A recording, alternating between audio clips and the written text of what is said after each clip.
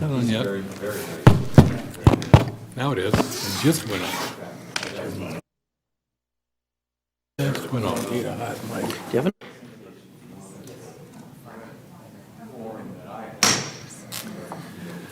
Good evening. Welcome to the regular business meeting of the West Sacramento Economic Development and Housing Commission for today's date of September 27th, 2017. Tonight's agenda is available on the counter along the west wall with request cards to speak. A reminder to everyone that request to speak cards should be completed and turned into the commission clerk. If you wish to speak to the commission regarding any item on tonight's agenda, please write the item number on the card. If you wish to speak to on an item that is not on the agenda, but within the jurisdiction of this commission, please do so during the general administration section of tonight's agenda. All speakers will be limited to 3 minutes. Please note that this meeting is being recorded and televised, so all speakers, in order to be recognized, must be called on by the chair and come forward to the microphone. Speaking in public may cause some individuals to be uncomfortable, so everyone is asked to be professional and respectful at all times. Shall we get started? Let's start off with the Pledge of Allegiance. And Commissioner Bell, would you please lead us? I pledge allegiance to the flag of the United States of America and to the republic for which it stands, one nation, under God, indivisible, with liberty and justice for all. Thank you. Okay, are there any items to come before the commission under the administration function? No cards have been presented, or, okay. Only staff in attendance tonight. But I do want to note one thing on the agenda. Louise Collis was going to present on item number 5, and she was ill today, so we're going to carry that item over. It doesn't have any particular urgency, so we'll take that at our next meeting, which I'm checking on the date, and we'll let you know at the end of the meeting for our next meeting. Thank you. Thank you, Mr. Laurel. I will entertain a motion to approve the meeting minutes from July 19th, 2017. So moved. Okay, Commissioner Price, Vice Chair, has has made a motion. Is there a second? I second that motion. Thank you. Commissioner Alta Marino? Yep. Morano, yeah. yeah, God, I'm working on it. No problem. Okay, so I'll entertain a vote. All those in favor? Aye. Against? And no nays as well. Okay, so the meeting minutes are approved as of for the July 19th, 2017 meeting. Okay, so we'll move on to our regular agenda. Item 3, we have a presentation. Yes, this item is going to be presented by Nitish Sharma, the city's budget manager.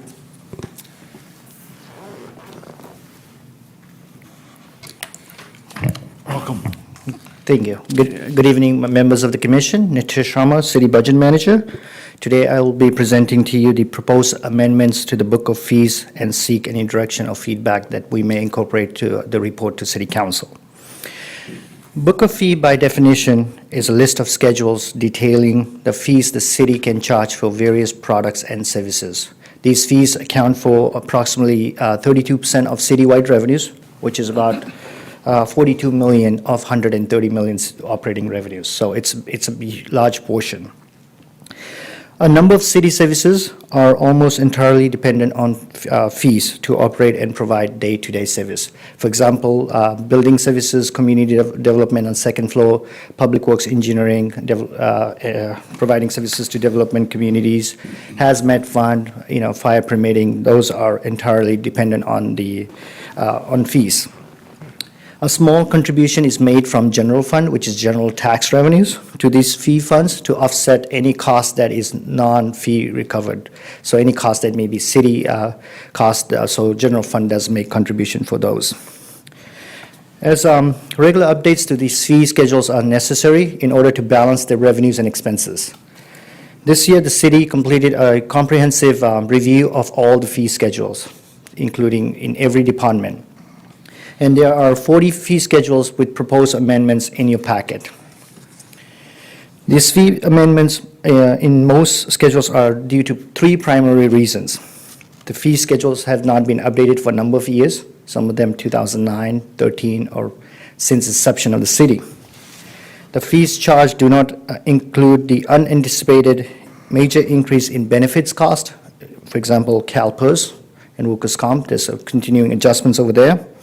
And also the proper allocation of costs between user groups, including minor changes to ensure the fee schedules are easy to understand. So we do actually review the fees to make sure that users are paying their fair share, if it's businesses or residents, so evaluate that. So most of the fee schedules were related to those three primary reasons. There are also a few policy issues. We presented this item to council last week that for council to provide any feedback, and I'll run it by with you guys what those three policy issues were. First, as you can see in the fee schedule, one of the policy issued to City Council was to charge for cost of merchant services. To put in perspective, the city spent $84,000 in merchant fees, and those costs were absorbed by the city general fund. Basically, taxpayers subsidize those fees. So the proposal is to charge those fees to people who are going to be using credit cards, and this is pretty much standard now. Every agency, businesses, everybody sort of going that way. Second policy issue was to change the allocation, for example, in the construction side permit fees, if you notice, and then some of the other building fees, is a ratio. Right now, we are charging 45% upfront if the building permit is submitted, but we're proposing to change that to 65%. And the reason being because that our cost is almost 65% upfront, and we want to make sure we charge correct percentage, because the city turns into become a bill collector as soon as the permit is just issued. So we want to reduce the delinquencies, and we want to be more efficient and make sure that the permits are issued on time. So that was the second policy issue. And the third policy issue that we presented to City Council was to charge non-residents of the city the full fee schedule and not subsidize anything. Because the residents in the city are paying property taxes, and some of the programs, for example, Parks and Rec programs are subsidized by like 30%, so the residents are getting a discount. But right now, non-residents are taking advantage of that too, so we want to make sure to charge non-residents full cost. At the same time, we want to provide some priority for residents here. So we have a very big aquatics program, and right now when the season starts, we have a lot of non-residents. They sign up and take spots for residents here. So we want to make some priority for residents first, at least 2 weeks, and then non-residents can sign up if there's spaces available. So those were the three issues presented to City Council, and we had a positive feedback, so any comments you may have, it will be helpful as well. Staff, we presented this list of fee schedules to the West Sacramento Chamber of Commerce, the Government Affairs Committee, and there were no significant direction from the chamber other than the fact that the city also is a business. So city is looking at matching revenues with expenses. And some of the expense increase was not that anybody got salary increase, but it was because of benefit cost increases, what happens at CalPERS state actions. So as I said, I will be presenting this item to City Council on October 18th for adoption. So any comments you may have will be incorporated in that report.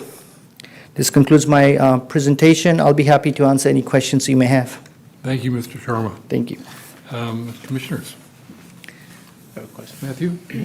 Oh, I'll go this way. Mr. Yes. Sharma, just I can't remember, when you pay online, I know there's an option to pay with credit card, but is there also an option to pay by e-check? Yes, it is. And that's free, right? Yes. Okay. And also, I had a question on just a couple of the fees, because I noticed some of them almost doubled. Yes. So, let's see, attachment number 7, Okay? so for the sprinkler heads for permit, I noticed that went from $500 to $1,100? I'm Am I actually... reading that correct? Yes, that looks about right, yes. Okay. So for West Sacramento, for sprinkler fire prevention plan check inspection permit fees, right now, we are charging $273 for 0 to 25 heads, but the actual cost is $520, and these fees have not been updated since 2013, so, and if you look at the comparison, Davis is at $644. Elk Grove is $427, a little cheaper, but Elk Grove is a larger community, so they are able to spread the cost to, more. And then Folsom is based on valuation, so it actually can vary. So Rockland is a little cheaper, but Roseville is 500, which is a big community as well. So this is sort of like the true cost. It's costing us $520 to do that service. And by not charging enough, then general property taxpayers were subsidizing this. Just put that into, give you an example. Last year, in 16-17 fiscal year, the city subsidized almost $800,000 in community development department because those fees were not covered. So this is basically taking resources from something else to subsidize development community. Okay, and the only other one, I mean, thanks for the explanation. The only other question I had was on attachment 15 Okay? for the map check fees. For the parcel map deposit went from, I guess, $450 to $2,000. That's just, again, that's just a deposit, right? So, Yeah. okay. And this goes back to that statement I made earlier that the city becomes a bill collector really fast. So Right. by increasing the deposit and having a reimbursement schedule, a reimbursement agreement with the developer, we are able to reconcile the cost in a timely manner, refund any money that's back to them instead of being a bill collector and then writing it off if they decide not to do the project. Okay, thank you. Okay, yes, Commissioner Bell? So I noticed that a lot of cities are doing a fee rescheduling, and this is a pretty common thing, so I was happy to see that. And it seems like we're in alignment with a lot of what other cities are doing, and I appreciate the research and comparison that you've done for us. My only thought was that 3% was on credit card transactions, and thank you for the clarification on the e-check. I think that is important. And is there a cap on that? Like, for instance, 3% of any amount, or does it stop at a max of, say, a couple $100 service fee? So a good point, you brought up. So right now, we have a max of $2,500, for example, in permit fees that you can pay by credit card. But we have, on a number of occasions, a developer will come with a credit card and want to pay hundreds of thousands of dollars of fees on a credit card. So the merchant fees is based upon the charge. So we are just a pass-through entity, so it's up to 3% depending on how much the merchant charges, because each merchant is different. American Express might charge different than Visa or MasterCard. So depending on the So it's going to be an actual cost, Exactly. not a flat 3% No. on anything. I Yeah. see. That's fair. I like that. And just another thing is on utility customers, it's in my report, but if you are a utility customer, you are not charged this 3% fee. The reason being because utility funds earn non-fee revenues like interest revenue, penalties, those are not part of the rate. So we are using that revenue to offset those costs. So, and basically, this helps the city when utility customers are paying via e-check or credit card because it's faster. We don't have to process a lot of paperwork. Right. Do you mind just elaborating on that a little? And I'll just restate what I think I just heard you said. But your typical resident then that's paying their bills, their monthly utility bills. Yes. Utilizing their credit card, they're not going to see this additional fee. This would be for permit users that were coming in and doing other types of activities with the city. Is that correct? Yes, so this fee won't be charged to if you are paying for water, sewer, and refuse. Yeah. But if you're using this, if you're enrolling in a Parks and Rec program, you are being charged for this fee, because there's no other way to offset that. Commissioner Price? Thank you. You mentioned that it's been some time since these fees were evaluated. Yes. What's, with the understanding that some of the impact has been CalPERS related, the assumption that in the future more people will will retire, the city's burden will be greater. So when's the next review of these fees? Do you have a schedule?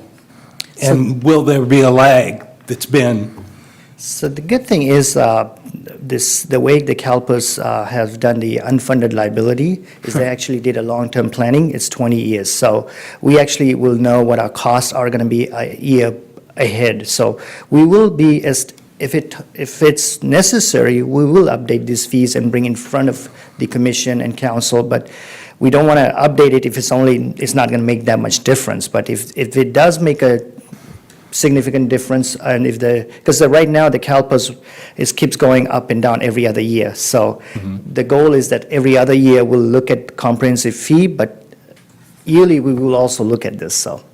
okay, so you're going to be diligent. Absolutely. That's one of the things we noticed, that if you're not updating your fees in a timely manner, for example, during the recession, we didn't update the fees, but somebody was paying for this. Right. So we are going to be updating the fees. We're going to present it, and the council and commission members can comment, either adopt it or not, but at least we'll do our part and present what the cost is. Yes, I'm all in favor of the cost of service, period. Yes. And this is in compliance with Proposition 26, that way the city cannot be making profit. It's basically whatever the cost is what we can charge. To provide that service. Yes. Yes, thank you. Mr. Sharma, that was a good point as far as being at cost. Any other comment? Yes, Matthew. I just wanted to echo the comment that I'm glad to see the fees are being updated. And in particular, onto Community Development Department, number 1, about the technology fee and not having that cap. I think that makes a lot of sense, given the size of some of these files that come through. And then I just want to echo the comment of Commissioner Altamirano, who noted that I saw at the beginning, under the city's program, your philosophy is to avoid large increases. And the only place that it really jumped out as a pretty big jump was when we were looking at those fire prevention plan check fees. And I think that was noted by other folks on this commission. So if you're looking for just clear direction from us, I think mine would be that I support the fees altogether, but where your fee is more than doubling, it starts to, I think, look intimidating. So the fire prevention fee, just to clarify, is based on, developer submitting plans. What we have done in past is did a phase approach, is like ongoing fees, like fire permit fees, where you have to have every year an annual inspection and the fees. So those fees, we actually phase it in because it's going to be very difficult for small business to pay a huge increase. So we have phased it in, and we're actually going to be bringing that fees later on, but that will have some kind of options for the commission members to look at that. Is there a phasing schedule? Not on any of these, What are but those? a couple other fees we're going to be bringing forward later that will have those, like, options. Commissioner Bell? I just had a question regarding how does our city look to other people that are wanting to invest or build or have I'm sure that in your analysis, you probably took a look at, is this going to prevent any great developers from choosing our city over another city because of our fees? Actually, we, comparing our fees, we're very reasonable, and what West Sacramento has done greatly that we've seen is moving it's efficient and effective. You can be in Sacramento, it may be a little cheaper, but it'll take you few extra months to get your permit through, but in West Sacramento, you'll submit it, it goes through the process where adequate fees are, we'll get the work done and we'll submit it back. So yes, it's a cost for that, but we did compare with some of the other regions. Elk Grove, for example, uses a lot of consultant models, so you really don't know what they're charging because it consults, based on how much the developer wants to get done. So the fees could vary. So I think we're very comparable, and I don't believe that these updates to these fees will deter any business to, come to West Sacramento. Thank you.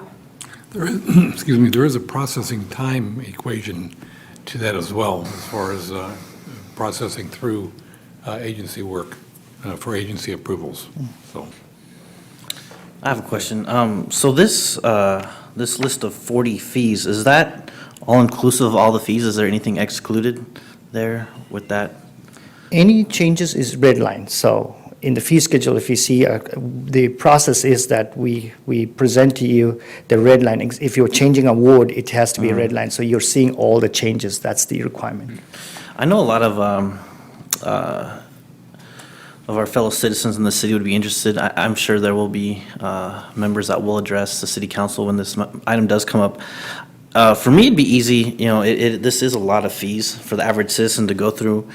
I think it'd be easy if there was just some simple Excel spreadsheet that said, this is what the current cost is, and this is what it'll be increasing to, and this is the percent change. I'm a numbers person, and I think that'd make it really easy for them to see what the increase is, and knowing that it is just covering the costs, I think that'll be easier pill to swallow for our residents, understanding that we are taking a net loss when we do offer some of these services. But make it a little bit more easier for the average person to read, I think would be one of my recommendations. But I do support the increase. Good. Yeah, any other commissioner comments?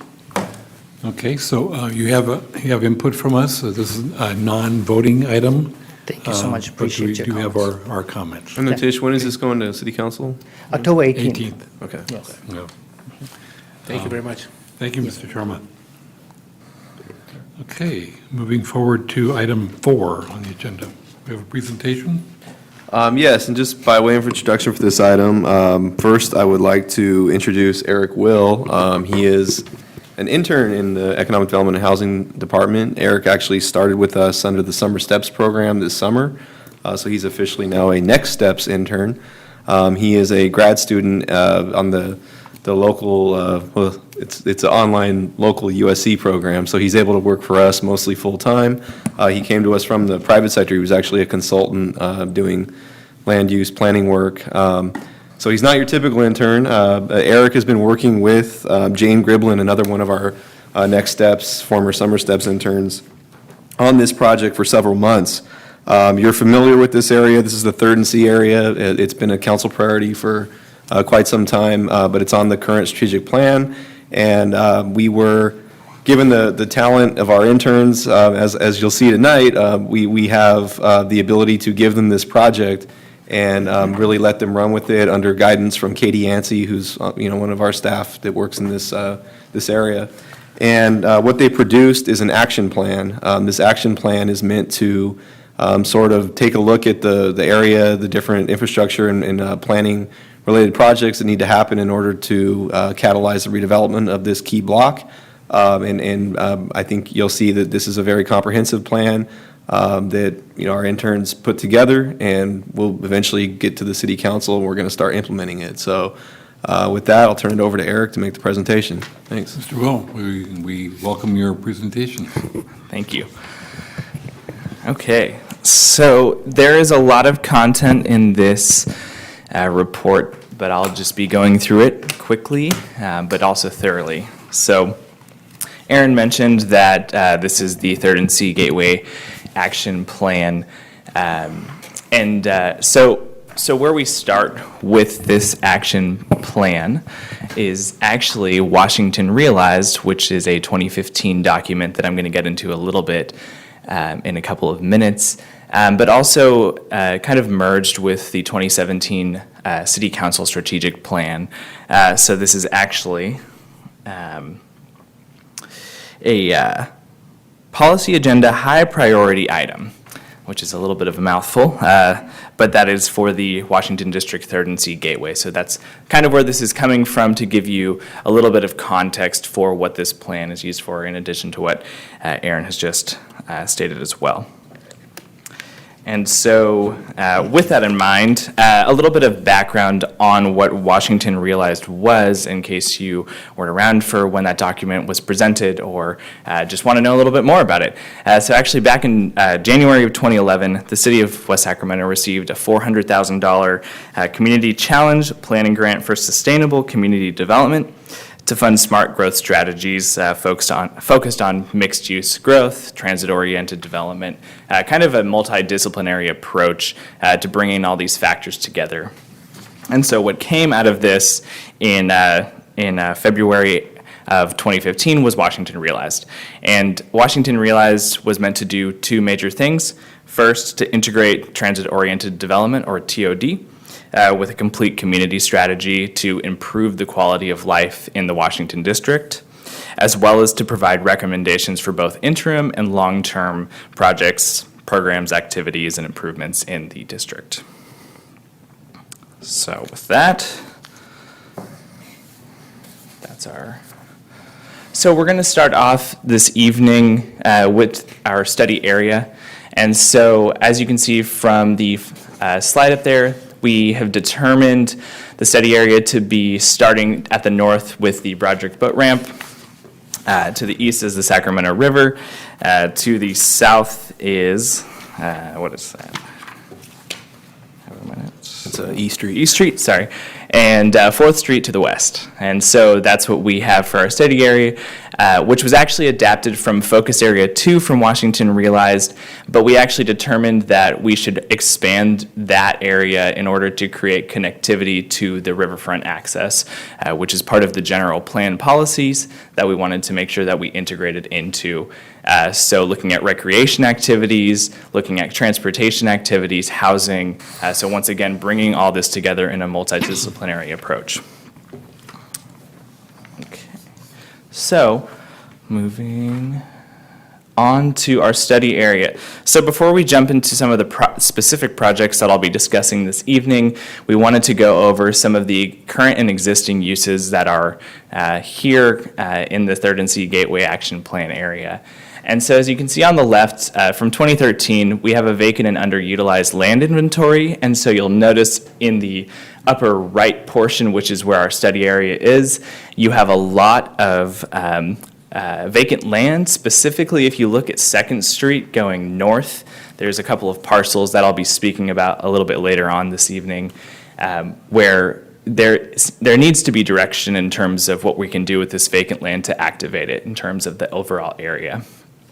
As for our second diagram on the right, these are current existing uses. So you'll notice that there's a lot of residential going on currently, but we do have a pretty interesting mix of quite a bit of everything. So utility, residential, retail, recreation, office, and commercial. And so I think what's important about this diagram is that it shows us just how diverse this area is, and that we do need to utilize this multidisciplinary approach in order to actually capture everything that's currently in this area.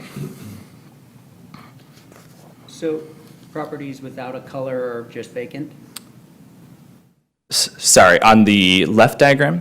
on the right? On the The right. existing uses. Oh, so the... Yeah, those are mainly vacant properties. Yes, sorry. So you're talking about, so maybe to the southeast of the diagram? Well, on the, Or- yeah, on the east side, and then there's a few gaps that are sort of in the northwest corner where the retail and recreation wraps around that one lot that doesn't have a color placed on it. Correct. I mean, there are just, it seems like there's a spattering of certain lots that aren't designated with colors. They're just vacant. I'd say for the most part, yes. So specifically to the east and to the south, those are definitely vacant, and I'll be speaking about those a little bit later. And I think I know what you're talking about with the northwest site. So it's basically use and not zoning. correct. Okay. Yes. Okay. Oh, sorry. Okay, so our first set of projects that we're going to be going through, so we actually have 3 sets of projects. There's going to be the mobility projects that we'll get into first, which are by far the more complicated of the projects. Then we'll move on to the parks and arts projects, and then the infrastructure projects. So first we have mobility. So first with mobility, we have the 3rd Street streetscape design. Say that 5 times fast.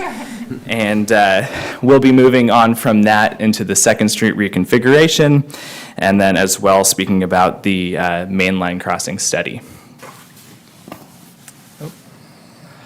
Okay, so for the 3rd Street streetscape design, This has actually been pulled pretty directly from Washington Realized, one of the first projects that we'll talk about. And this really is to just give some recommendation and guidance on what to do with 3rd Street. So it can be a little bit hard to decipher what's going on in that diagram on the left. There's a lot going on there. But mainly what it focuses on are what we want to focus on are the actual streetscape improvements, which include wide sidewalks, street trees, public art, and high visibility crossings as determined in Washington Realized. We're also looking to this guidance to allow us to incorporate TOD strategies for the overall area. And there's a couple of findings that came from Washington Realized that we thought would be important to present to you. And so if you can see the yellow circle on the left diagram, Washington Realized states that utilizing a 3rd Street approach, which is circled in yellow, may complement Phase 1 of the Bridge District streetcar line. And so Washington Realized was contemplating the streetcar in its design and its recommendations, which we think is important because it's looking at this overall TOD strategy. As well as to just point out that 3rd Street, using that approach, is located near major generators and regional amenities. So understanding what the existing uses and infrastructure and investments currently are in the area and recognizing those as we move forward with these strategies. And then to the right, the second diagram is just to show some of the design work that's been going on, at least with C Street, and just looking at the overall street grid. So part of how I'll be presenting our projects this evening is just describing them to you, but also we have some deliverables as well as some sample policy direction and policy questions. And so for all of these things, these are where staff is currently right now with the feedback that we've been given so far. But obviously, any feedback is welcome. As I understand, this is a lot of information. Feel free to take notes and get back to me at the end of the presentation, or questions at any time are welcome. And so specifically, another point that I'd like to get to about 3rd Street for the streetscape design is actually in this diagram here, which is labeled as the combined layered street network. And so why this is important is because it actually designates the different layers and priority layers for the 4 different types of transportation, so pedestrian, transit, automobile, and bicyclists. And so what this actually does is, from Washington Realized, gives us an idea of how we can set up our street grid in terms of, should we prioritize bicycle, should we prioritize pedestrians, and where should we do this? So currently, if you look at the diagram that's circled in the red, you have a level 1 for the, transit and pedestrian, as well as a level 2 for the automobile. And so we see this prioritization process going on as we look at the diagrams.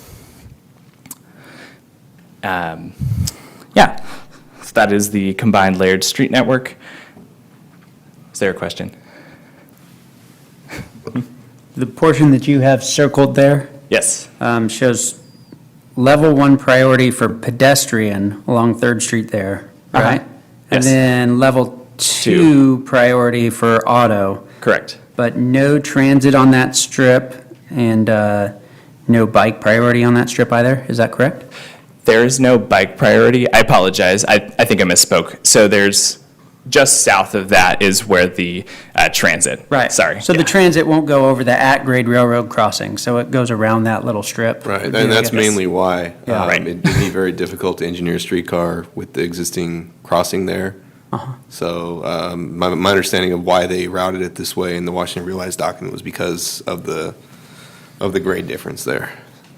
So the real emphasis on that stretch is to be pedestrian-friendly. That's a really walkable block right there. Is that the idea? Yeah, I think pedestrian retail, to support what's kind of already happening there. Yep. Right. Thanks. Absolutely.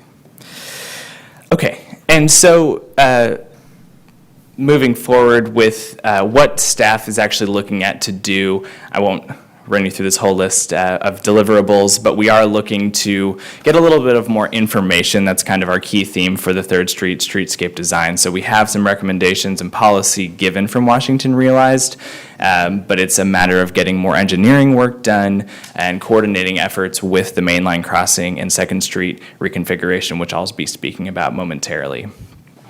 And what's also important to note is the actual policy direction that we are taking from Washington Realized.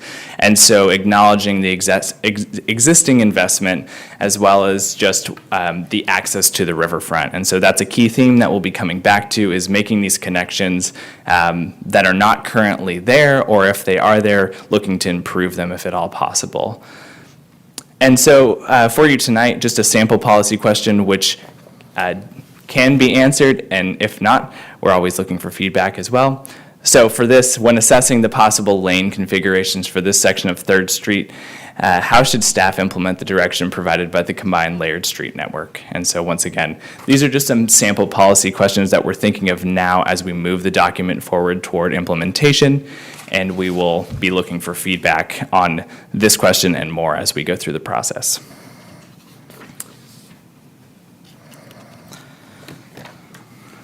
Our second project is the 2nd Street reconfiguration. And so what we see on this slide here is actually segments of 2nd Street. So we've labeled A, B, and C, or north, central, and south. And a couple of pictures just of each of the segments. So segment A being on the upper right corner, segment B being on the lower left, and segment C being on the lower right. So just showing what these portions actually look like currently. And so what's important to note about 2nd Street is actually the C Street Bridge project, which will greatly affect what's going on with 2nd Street and how it's actually reconfigured. And so you'll note that with Section A, it is currently included in the C Street Bridge project description and will be implemented with the construction of the new bridge. However, Segment C is actually completely separate from this process and is considered an in-design project currently, but will actually require coordination with the Riverfront Park, which is a project that I'll be discussing later. As for Segment B, which is the central section, this cannot actually be implemented, according to Washington Realized, without the removal of the I Street Bridge viaduct from the area. And interim improvements may be necessary to facilitate adequate parking, given the impacts from the C Street Bridge project on city-owned parking lots. So looking at what the different segments of 2nd Street look like currently and where they're going.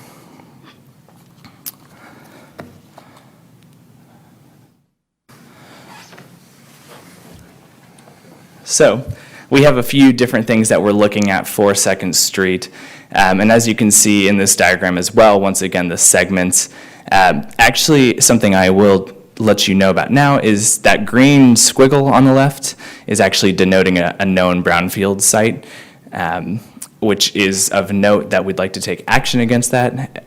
It's just on the very west side next to B.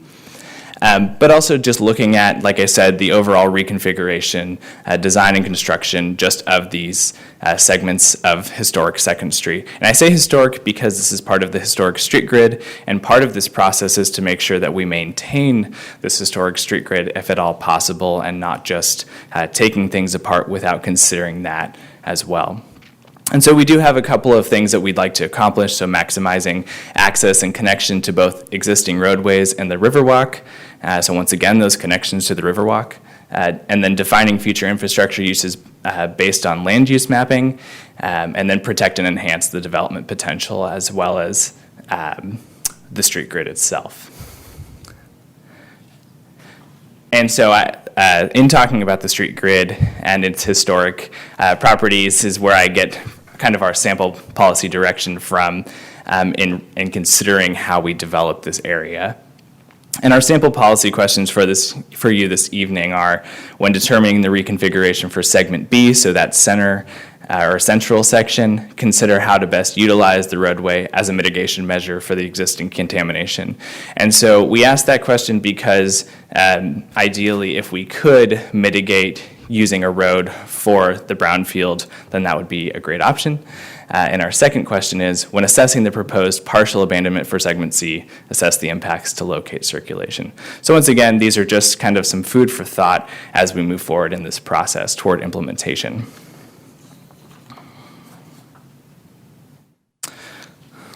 Okay.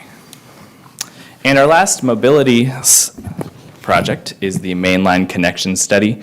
Excuse me just a moment. Sure. Mr. Will. Yes. On going back to the Second Street reconfiguration in the area of C, what is, I can't make out the blue attaching to the cul-de-sac there? What is that? That is the, Is that a waterway of some sort? I can't I'm not- read the. You know, I can there's a road there clarify. now, and I think part of the issue was to do one of the projects that Eric's going to talk about later involving the crossing. I think it's the next project. It introduces some conflict with the existing road. So I believe what this is displaying is maintaining that for bike ped access, but altering Second Street in the configuration that's shown in C to still provide access to the development sites there and to the future park. So I believe that it's contemplated in this graphic as a bike ped route that would access the what will become the I Street Bridge deck conversion, which I think you're going to talk about later also. yes. Yeah. Yes, I am. All Thank you. right, thank you. Okay, so the mainline connection study. So the purpose of this study is actually to just determine what, if any, actions can be taken to improve the informal or formal or controlled or uncontrolled crossings that we have along D Street, along the Union Pacific Main Line. And so we just have these four crossings that we're contemplating, which we've labeled as A, B, C, and D. So we're looking at 5th Street and D, 4th and D, 3rd and D, as well as under the bridge at the underpass at the northern terminus of the Riverwalk. And so really just looking at these from a study perspective and analyzing each of these crossings, determining what are the best uses for them. So once again, going back to the combined layered street network and understanding what are our uses that we'd like to get. Is it pedestrian? Is it bicycles? And knowing what to do with that in terms of recommendations.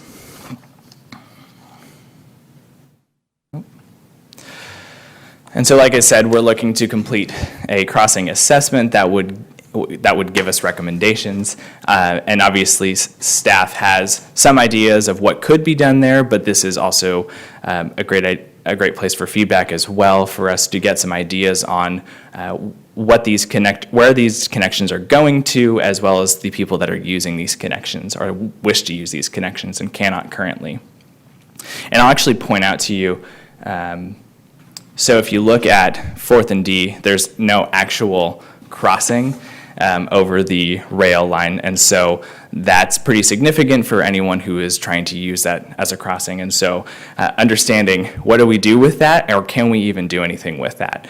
And part of this process will actually be engaging with Union Pacific, because they'll want to know what's going on with their main line, and so that's an important part of the discussion as well with what we'd like to do here. It's a question.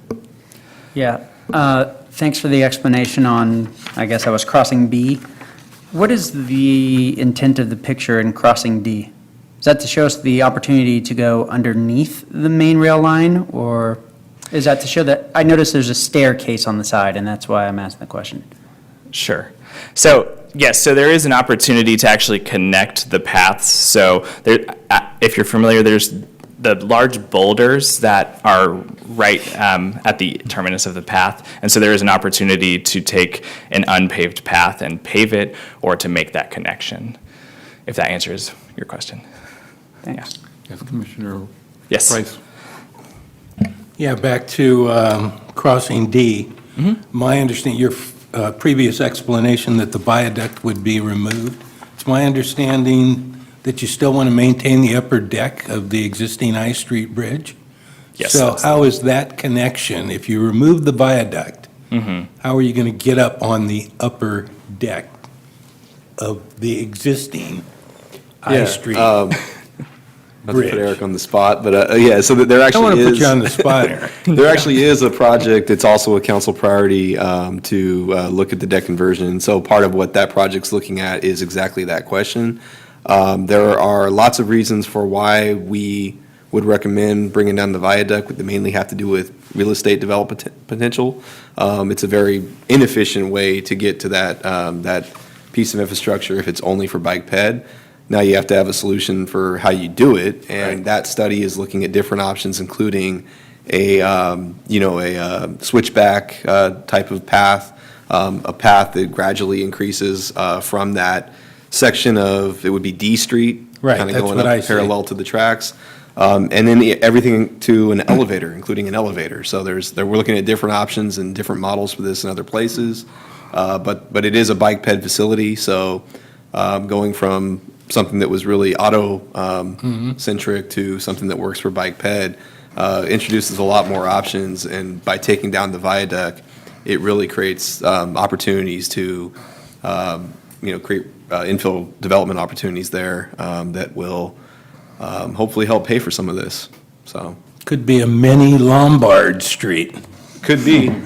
Yeah, that study is just beginning. So Okay, thank we'll you. definitely bring it back to you once we have some ideas on that. Thank you. Commissioner Altamont? Not to jump ahead, but on the same street, and this is more of a question for you, Aaron. I'm not sure if you know the number of how many vehicles from the Calsters building and the Ziggurat exit onto the D Street, or the I Street Bridge? Right, that we're- onto the bridge, yeah. So, and I'm not sure if this is one of your policy questions, but what's the long-term strategy to try to deal with that, that Yeah. huge volume of state workers, in the Ziggurat and DGS, I understand. Right. STIRS is now pretty much at full capacity in their building. They're looking to expand, or I'm not sure if that. Yeah, there's intent about is 2,000 employees there right now, and you factor in Rayleigh's, it's even higher. And yeah, you're right, that right now, the I Street Bridge is severely inadequate to deal with the existing traffic capacity going eastbound. And so I'd answer that two ways. One is that the new bridge, the C Street Bridge, is being designed to accommodate much more traffic than the current bridge. So in terms of auto use, that's going to be a huge help. Now, there is still going to be the impact on local roads, and that project will include some mitigations to widen, for instance, C Street. We'll have to get a little wider in that segment to accommodate the traffic. The second part, I'd say, though, is everything we're doing around land use and transportation is both to encourage more people who maybe work in those buildings to live nearby. We create housing opportunities there, but more so the streetcar project and enhancing the transit and bike ped access to the location. While it may not solve everything, it should at least put a small dent in the number of auto trips. So it's a multifaceted solution, but the big solution is the C Street Bridge to accommodate that traffic. Thank you. Any other commissioners? Okay. Okay.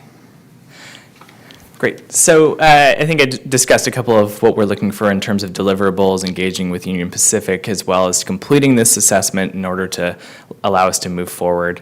And so our actual sample policy questions would be, how does staff proceed with assessing the value of Crossing B improvements, given the lack of policy direction in Washington realized, as well as when assessing the enhancements to crossings A and C, so on the diagram to the left, how should staff implement the direction provided by the combined layered street network? So once again, going back to what are our priorities and where do we go with where these crossings are now and where they could be.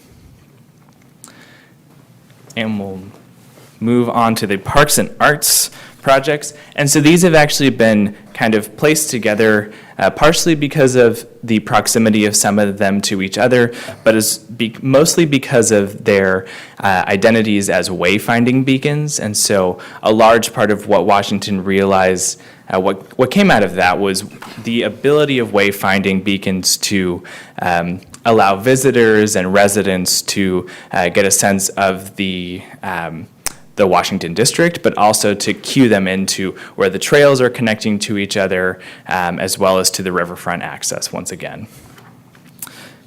So our first, yes. our first project is the Riverwalk North, which is part of the Washington District's Parks Master Plan. So this is a little bit different from the other projects that I'll be presenting, as it's more of an update, and it's actually currently funded by CDBG funds, and it's actually in design. So this is a little bit more of where this project is at right now.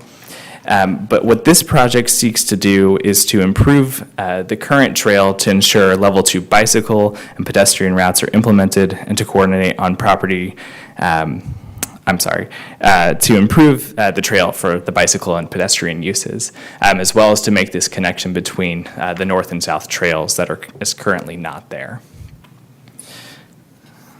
That's a nice quick one.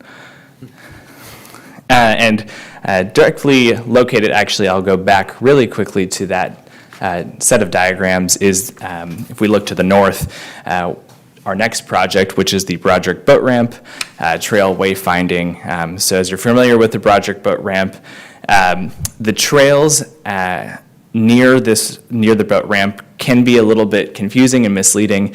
Actually, if you look at the diagram or picture up on the left, the upper left, that's actually just an informal existing path that people and cats, lots of cats like to use going up that trail. And so it's a matter of determining, is this a trail that we can formalize that will be useful for people to use, or are there other alternative trails that can be used as well?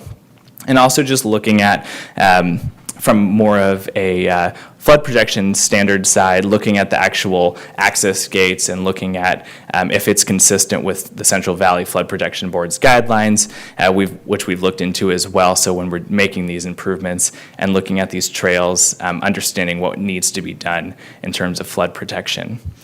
And so we're looking at how do we improve these areas? How do we make these trails more accessible? How do we make them easier for people to find, easier for people to use? So any feedback, once again, on any of these things here or at the end is appreciated. Our next project is the Riverfront Park. And so this project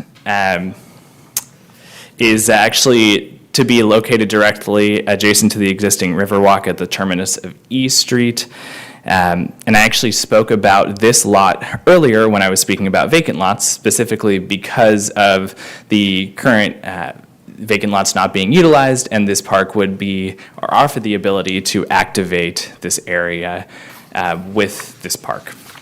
And so Washington Realized gave this park as kind of a recommendation.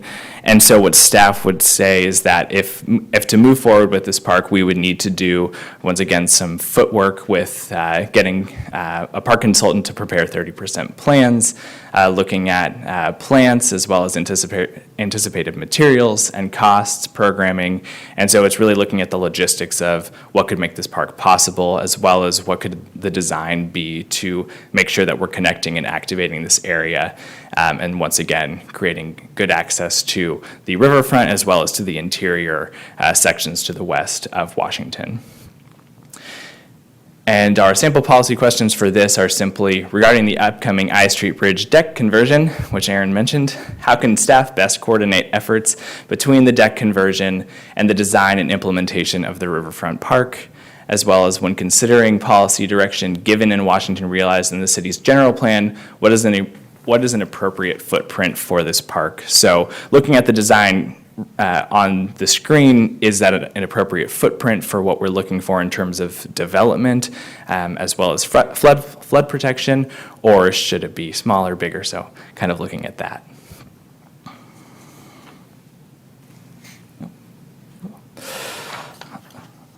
So our next project is one that is an interesting one. So actually located near to where we were just speaking about for the Broderick Boat Ramp, we actually have the water tank. And so when looking at this, currently it's just this big water tank that is white. and there's a fence around it, and there's some trees. And so actually what we're looking at is, would it be possible to beautify this water tank, once again going back to wayfinding, to create a wayfinding beacon, to create a piece of art, to create something that really integrates into the Washington District and show people what the Washington District is all about, what West Sacramento is all about. And so part of what this project would look at currently is just logistics of, would we even want to beautify this structure? Can it be beautified? As well as what would be the method and requirements for this beautification, as well as the ability to identify funds to do this, and as well as soliciting an artist for design. And so this project actually starts us off with a set of wayfinding beacons that are currently in existence that we think can really pull together this whole area. And so our policy question for this is simply, how best can the wayfinding beacon concept be incorporated into the beautification of the water tank? So, if necessary, I guess would be a nice addition to that. And so our next two projects are actually also wayfinding beacons, and we have the historic water tank and the Riverwalk Tower relocation and redesign. And we actually took these projects to the Arts Commission on Monday of this week. And we actually got some really good feedback about them, just regarding if we can actually go forward with making any changes to these as they are art, as well as what would be some good relocation strategies or placements for them. And so currently, if you've actually walked by these, you can see the tower from Burgers and Brew if you're standing there on the corner, and you can actually see the historic water tower if you go to park for Burgers and Brew. So you can actually see both of these pretty easily from when you're using the services in the Washington area. And so part of what we're looking at for these projects are what would be relocation sites, because the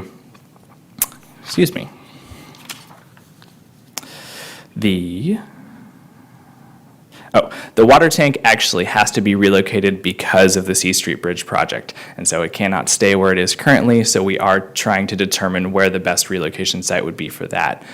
And actually, the Riverwalk Tower, we discovered, actually is still owned by Yolo County in doing some research. So it actually used to be used for emergency communications, which it's no longer being used for that. And so part of what we'd be looking at for that is that something that we would be able to purchase from Yolo County, or what do we even do with that is kind of the first steps for that. And so once again, for sample policy, we're looking at how best can the wayfinding beacon concept be applied when determining where the historic water tank should be relocated, as well as with the Riverwalk Tower. So if that can be relocated, or if it can be redesigned, how do we bring this all together into a cohesive wayfinding beacons? Okay. And this is our final Parks and Arts project, which is the Washington Monument relocation.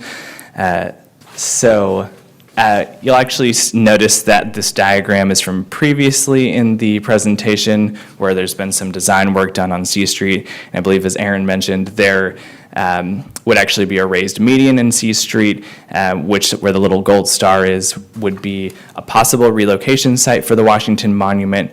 Because of the C Street Bridge project, it will have to be relocated. And this was another project that we did bring to the Arts Commission that we did have to bring up that first we have to determine if this can actually be relocated without destroying the monument. But part of the C Street Bridge project is that it would need to be replaced if it is moved or any part of it is demoed. And so just making it very clear that this would not go away with the C Street Bridge project, since there was some concern with that. So part of this project is determining where the best place to relocate it is, because it does bring together Third and C. I mean, when you walk down the street, you see this right away, and I think it's a really great beacon, as well as a wayfinding beacon, to let you know that you're in the Washington District. And so we think it's really important to find the best way to relocate this so that it's positioned in a way that people will notice it. And so when considering our sample policy questions, when considering the impacts of the C Street Bridge project, how should staff interpret policy from Washington Realized in order to determine a relocation site?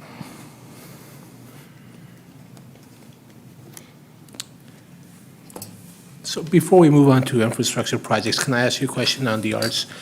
Do you by any chance have an update on that little walkway that was proposed and approved that had a poem? I think it was on D Street? Yeah, it's on East Street. East Street, And okay. yeah, I was going to mention this in a larger context later. Okay. But we just awarded, the council just approved the contract award last week for the Washington Grand Gateway Infrastructure Project. Nice. So that's a major, it's a $12 million, really redo of a lot of the streets and utilities in the Washington neighborhood. Not in this exact area, there's a couple of improvements here. But as part of that project, the East Street side streetscape and poem is going to be installed. Nice. So Okay. within the next 18 months, it'll be done. Beautiful, thank you. Okay, so our last set of projects, and then we just have a couple more slides. So these last set of projects are infrastructure projects, and so these have a little bit less detail involved with them, but it's going to be parking management and levee setbacks that we're talking about in terms of these infrastructure projects, which are crucial to the success of development in this area. So first, we'll start off with parking management.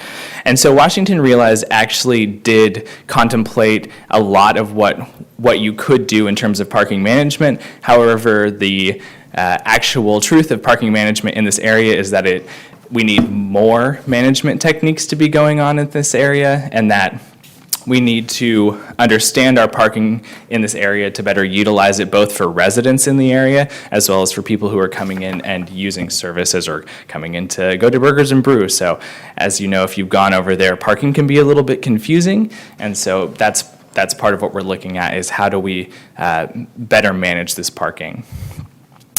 And so part of this process is designing and implementing parking management techniques and solutions in response to the urbanization of Third and C. So as we see more development coming into this area, as we see more people using this area, I think we need to be ahead of the game on this so that we know where it's going with Burgers and Brew and our different shops opening up there.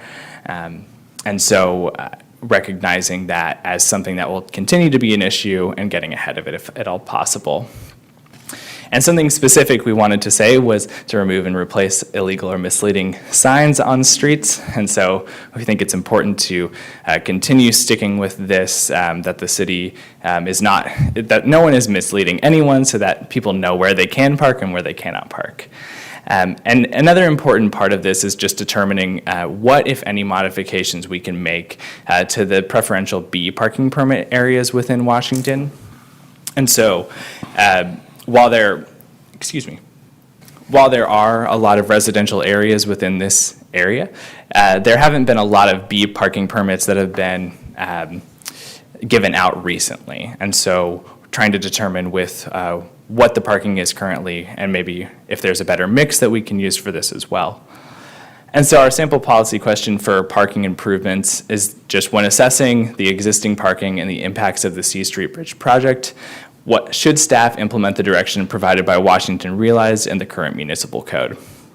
And so actually, I think in the Bridge District, we have seen the start of this parking management techniques using the municipal code, and so it's up to comments from commissions and the city council to direct staff on if we should continue what we're doing with the municipal code as well as what was given in Washington Realized, or if there's a new direction for this area that would be better suited for it.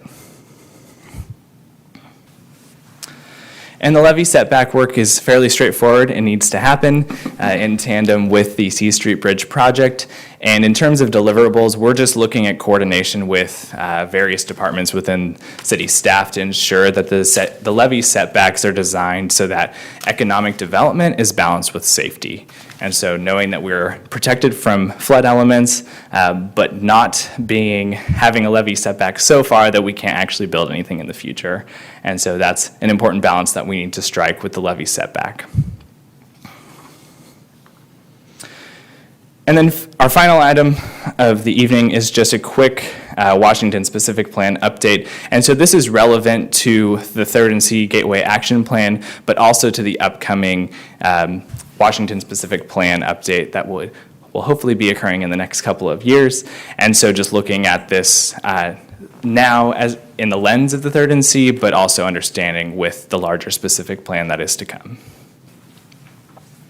And so currently we're just looking at regulatory and development barriers. And so understanding the area, if there are barriers, where the barriers are currently, specifically looking at Third and C, but also just the broader area that our study area is located in. And so understanding what these barriers are and figuring out how we can manage them or remove these barriers to ensure that development can occur in them. And so a couple of just actions that we would say is that if necessary, to deploy additional land use restrictions in the retail corridor and development management tools and strategies for addressing parcelizations. So from splitting and splitting and splitting. But this is very tentative. This is just kind of what we're looking at into the future, some consideration toward what this area and development can look like. Sure. On this slide, it states that Union Pacific holds an excess of land beyond their normal scope outside the tracks. Where is that excess land? Yeah, actually, it's actually across from where the red parcel is. So if you picture where the bridge, we call it Bridgeview Market Building, even though the market's not there anymore, where Devil May Care, that building there. So just to the south of that, you can see it on this, there's a lot that is actually owned by Union Pacific. You wouldn't be able to tell if you just looked at it because there's a dumpster there and there's parking there. I don't know if Union Pacific knows that they own it, but we've come across things like this in the past. So this is a good opportunity to initiate that discussion with UP, maybe take the maintenance burden off their hands for that lot that they don't use, they don't need. But also create some additional parking capacity and development opportunity for consolidating property over there. So it's just across from where the red area is. Thank you. Although the red area is probably also bigger than Yeah. is required as well. So yeah. Great. Thank you. Yeah. So finally, just a couple of next steps, so where this document, where this presentation are going. So in the coming months, we'll be looking to go to the Planning Commission as well as City Council. But in the meantime, I will be working with Jane, the other intern in the Economic Development Department, to be doing some CEQA analysis, so just looking at a holistic approach of these projects as well as what could some of the impacts be, if any mitigation measures would be necessary, really just kind of taking a step back and understanding how we can move into implementation. So that concludes my presentation. Thank you. Okay, thank you, Mr. Will. Commissioners? Mr.? Thank you for your presentation. That was really good. Yeah, I had just a couple of questions here. Sure. The water tank, and that was interesting. What makes it historic? Has it been there for a long time? It has. It has. Well, it's been around a long time. It's in yes. that location, right? Yes, it has been around a long time. So I guess the question is, from an infrastructure standpoint, by eliminating or moving it or dismantling it, and what replaces it? What? Oh, Is it needed? Is it empty? Yeah, it's not a functional water no, tank. it's Okay, not. so maybe we make a restaurant out of it, or a museum. No, yeah. I mean, No, it can be, you relocate it and have an alternate use, so you're not, just scrapping the material, you're making a beacon out of it, right? Right. Yeah. No, that's what we're looking for in terms of feedback, because I think the kind of the vision as it stands right now would just be to simply move it if at all possible, but like you said, that may not even be possible without completely disassembling it and taking it apart. So How far does it have to move, to be, right. so there's a good study there. Interesting. And the other thing is, on the I Street deck, let's talk a little more about that. So is that like, is that going to be a connector between for example, Old Sacramento and West Sacramento? Yeah, so the idea is not to completely, change the alignment or anything like that. So right now, you have it connecting from, obviously, our side at that location, and it goes over to Old Sacramento. That won't change. The access points and means to it may. But the idea is, at least on our side of the river, we have the luxury, once we have both bridges, they'll pretty much land in the same location. One will go to Rail Yards Boulevard. That'll be the new C Street Bridge. But we don't want to lose that really important, at least for bike ped, really important connection into Old Sacramento and downtown. The bridges aren't going to function in terms of, getting from point A to point B in the same way. Whereas on the Sacramento side, you're landing on our side either way in the same spot. So over there, I don't know if you've ever done it before, but it's a really uninviting kind of going on switchbacks, and you kind of end up in the backside of Old Sacramento. I know the city of Sacramento, as part of this study, is going to be looking at different options for landing spots and also means of accessing the bridge, and also how they use or don't use the platforms that are there now at the landing. I know for them, it's a big deal to get rid of the approaches so they can have more development space, but there actually is a portion that is at the foot of the bridge that kind of hangs over Old Sacramento. And one of the things they're looking at with the study is how could that be repurposed as a possible event venue, or the city may just say, we just want to get rid of it all and have a new access point. So all those things are being studied with that project, and we'll definitely bring it back to you once we have some preliminary results from it. Well, that'd be another interesting study project for maybe it becomes the bridge, as far as another use, and maybe it gets layered or something. Yeah, there's lots of Bridge possibilities for it. has some depth. Right. So you could, it's exciting. Yeah, that one's interesting because Union Pacific owns the bridge. In case you don't know that, it's actually owned by the railroad. It'll still be the main line. Yeah. What we have is a highway easement on top of it, so we want to preserve that easement right, and sort of change, not really change the nature of it, but just simplify it to just bicycle pedestrian.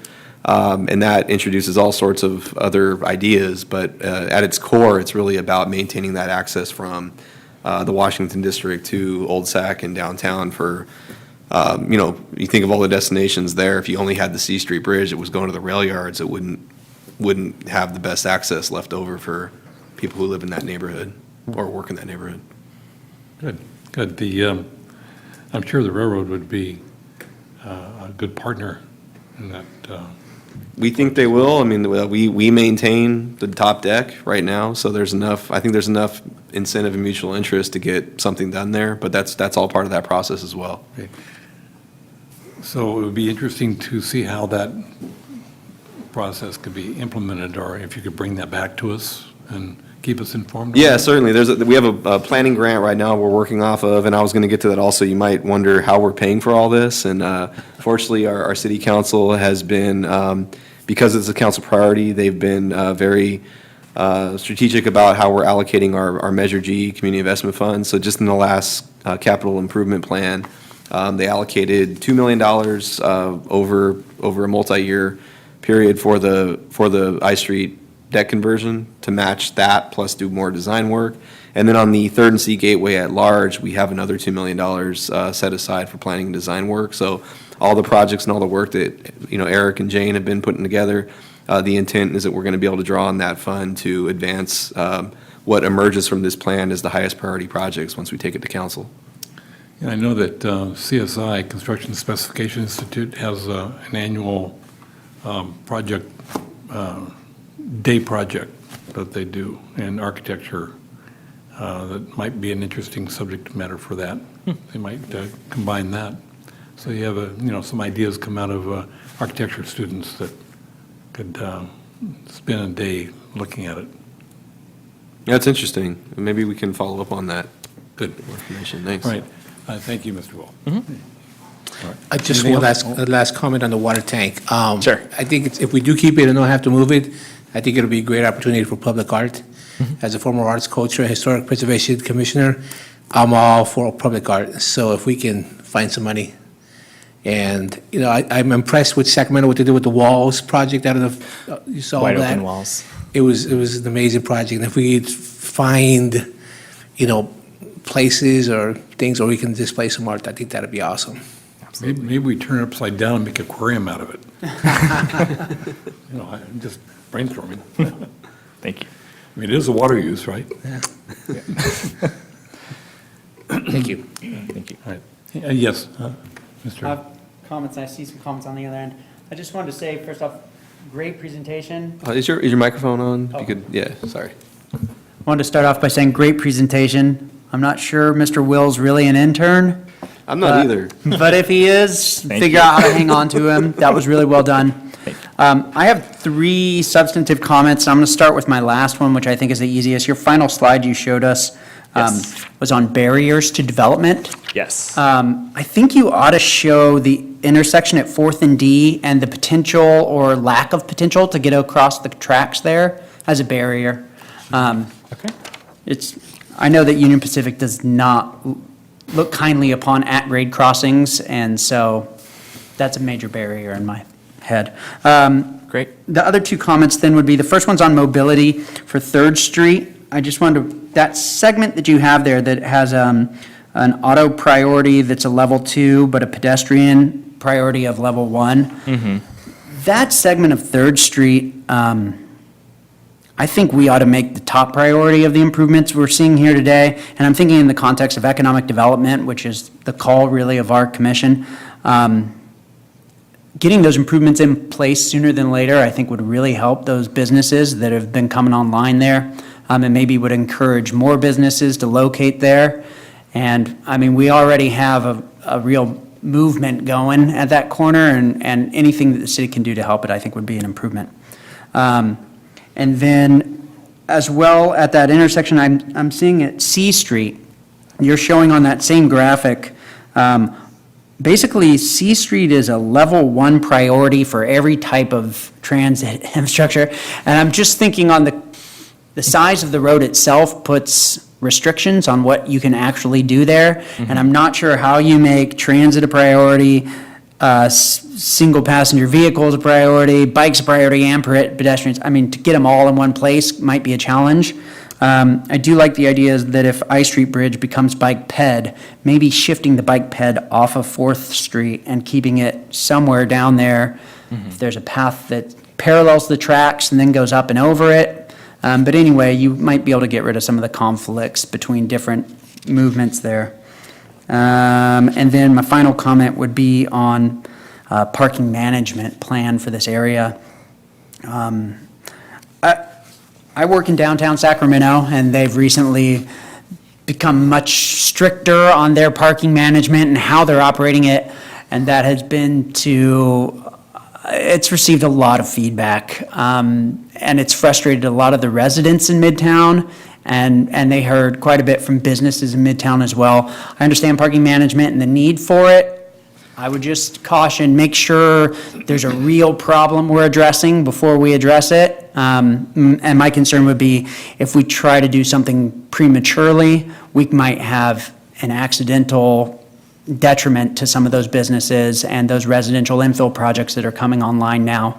So I would say just maybe we let that one play out a little bit. And when the residences or businesses are coming down here and banging on the city, maybe that's the more appropriate time to try to do something rather than, I get the idea to try to be proactive, but sometimes being proactive has unintended consequences. Thank you. Thanks. Thank you. Any other commission comments? Not really a question. I just want to make a comment generally in this planning process. As a bicyclist, please try and think of them as a different and need-based coalition. When you group pedestrian and bicycling, there are very different needs, and these small planning processes have to recognize there are different uses for bicycle, different purposes. I ride to work on Riverwalk, and I can tell you it is not a bicycle path. I use it as that. But there are a lot of employees there in the ziggurat that would like me probably not riding on it as they're taking their break. So I'm just vocalizing an interest group that should be recognized in this process.